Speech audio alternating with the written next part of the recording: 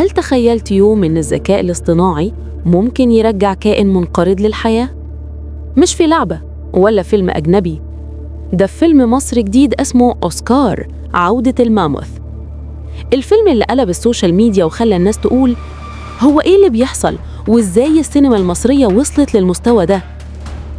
خليك معايا علشان في الدقايق الجاية هنعرف إزاي الذكاء الاصطناعي مش بس جزء من قصة الفيلم، ده كمان اللي صنع الفيلم نفسه، وإزاي الفكرة دي ممكن تكون بداية حقيقية لتطور علمي ضخم جداً. نبدأ من القصة.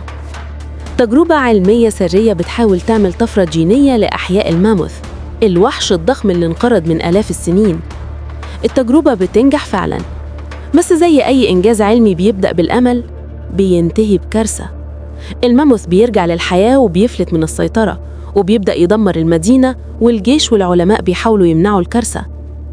لكن الجميل في الفيلم مش بس الخيال اللي فيه، ده كمان الرسالة إن الذكاء الاصطناعي لما يتدخل في العلم ممكن يفتح لنا أبواب ما كانش حد يتخيل إنها تتفتح. ندخل بقى على الجزء اللي يهمنا كلنا، التقنية. اللي مخلي الفيلم أوسكار مختلف فعلاً هو الشكل البصري المبهر بتاعه. المشاهد اللي شفناها في الإعلان الدعائي، ماموث عملاق، مباني بتتدمر، شوارع القاهرة في حالة فوضى، كل ده معمول بمؤثرات بصرية معتمدة على الذكاء الاصطناعي بنسبة كبيرة جداً. الذكاء الاصطناعي النهاردة بقى بيتدخل في كل تفصيلة في السينما، بيحلل حركة الكاميرا والممثلين علشان يخلي المخلوقات الرقمية واقعية جداً، بيخلق تعبيرات وشكل كائنات مش موجودة أصلاً، وكمان بيقدر يبني مدن كاملة من ولا حاجة من خلال صور بسيطة. وده اللي حصل في الفيلم.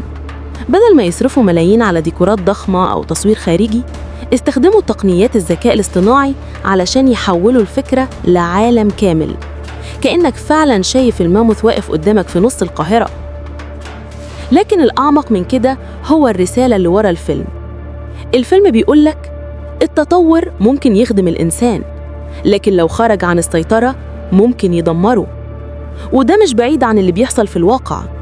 الذكاء الاصطناعي النهاردة فعلاً بيستخدم في تحليل الجينات القديمة، وبيقدر يعيد بناء شفرات وراثية لحيوانات انقرضت. يعني اللي كان خيال من سنين النهاردة بقى علم بيتحقق.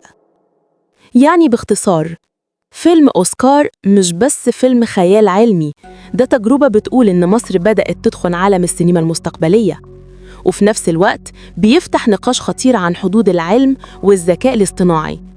هو بيخلينا نسأل نفسنا، هل إحنا اللي لسه بنتحكم في التكنولوجيا، ولا هي اللي بدأت تتحكم فينا؟ وفي النهاية، لو عجبك التحليل ده، استنى الجاي لأننا في قناة عقول ريبورتات هنكمل نحلل كل جديد بيخص الذكاء الاصطناعي في السينما والعالم، وإزاي التكنولوجيا دي بتغير حياتنا يوم بعد يوم. ما تنساش تعمل لايك وتشترك في القناة علشان توصلك كل الحلقات الجديدة أول ما تنزل، وخليك دايماً جزء من عقول ريبورتات، القناة اللي بتفكر بعقل المستقبل.